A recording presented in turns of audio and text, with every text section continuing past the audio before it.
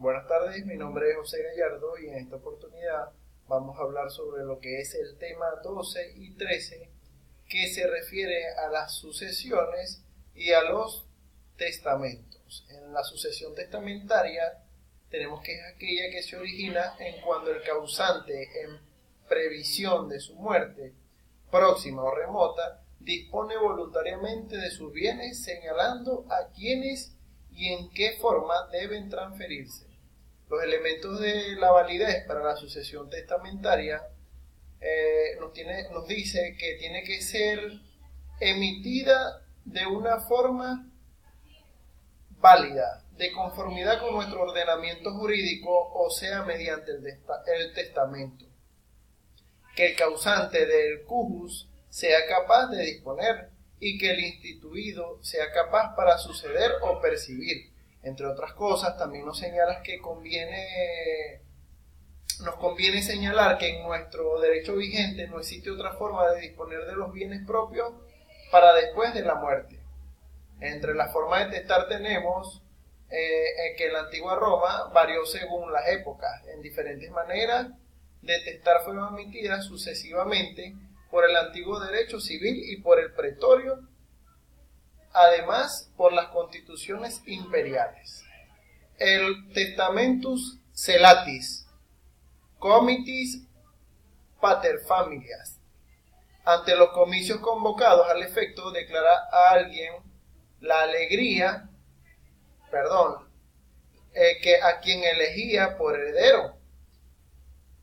El testamento Isproncictu es el equivalente a un testamento militar y era realizado por aquellos que estuvieran en proxelium exituri, o sea, ante el juicio en armas. Podía hacerse de la inminencia de la batalla y no estando sujeto a la observación de forma alguna. Podría considerarse como una figura de la más antigua del testamento militar.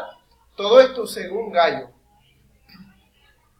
Testamentus perates ellibram consiste en la aplicación de las disposiciones por causas de muerte o procedimiento de la mancipatio, que, como vimos, servía para transmitir la propiedad de las cosas emancipables.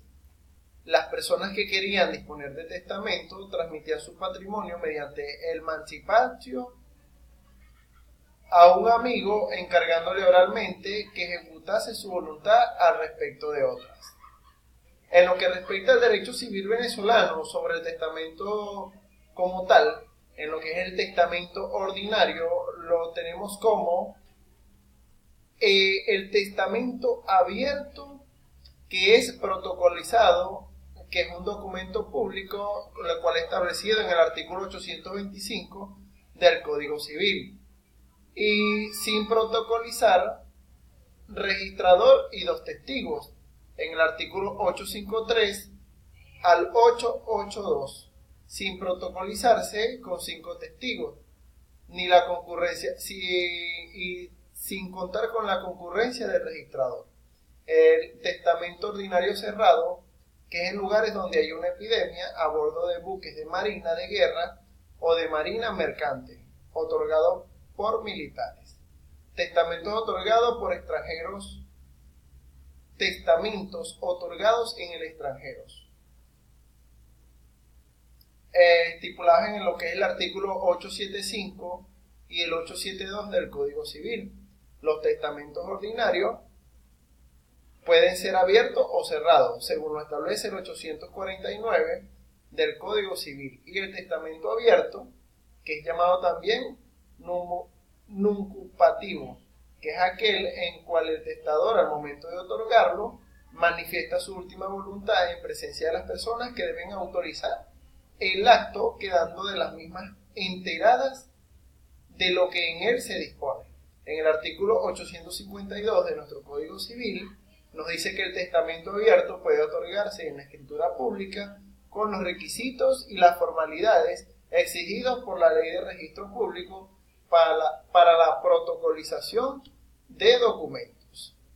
Entre los tipos de herederos tenemos los siguientes: heredes necessari, que eran los esclavos instituidos herederos quienes quedaban libres a la muerte del testador. O sea, heredaban la libertad de quien los había heredado cuando éste moría, pues. Y heredes suit et necessari, que eran los hijos que se hallaban sometidos a la patria potestad del testador en el momento de la muerte de éste. Y los heredes extranei vel voluntari, herederos extraños o voluntarios, quienes podían aceptar o repudiar libremente la herencia. Entre las sustituciones, la nulidad y la revocación del testamento, nos encontramos que es un testamento válido en principio, puede dejar de serlo por las causas siguientes. Primero, cuando el testador pierde la capacidad para disponer de redactar del testamento. Por ejemplo, si cae en la esclavitud.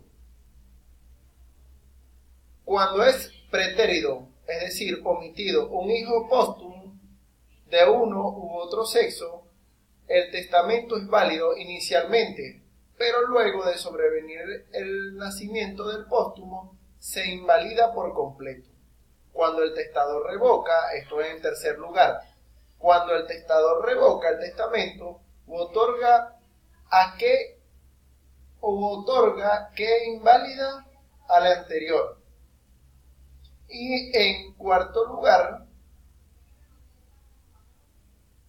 nos encontramos que también el testamento pierde sus efectos cuando el heredero o herederos, instituidos o no, quieren o pueden aceptar la herencia, y entonces se habla del testamento desertum. Esto es lo que ocurre, por ejemplo, cuando el heredero muere antes que el testador.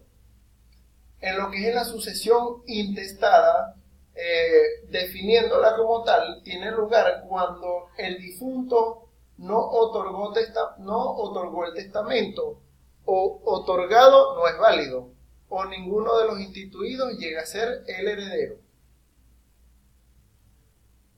La sucesión intestada en lo que es el derecho civil proviene de las 12 tablas y nos dice que si muere intestado y no hay heredero, tenga la herencia el próximo agnado. Si no hay agnado, tendrían la herencia los gentiles. Acá no se distinguía entre los agnados varones y hembras, pero a finales de la época republicana de la jurisprudencia limita la sucesión de las mujeres a las hermanas del causante consanguineal. A falta de agnados son llamados los gentiles, es decir, los pertenecientes a la misma gens del difunto.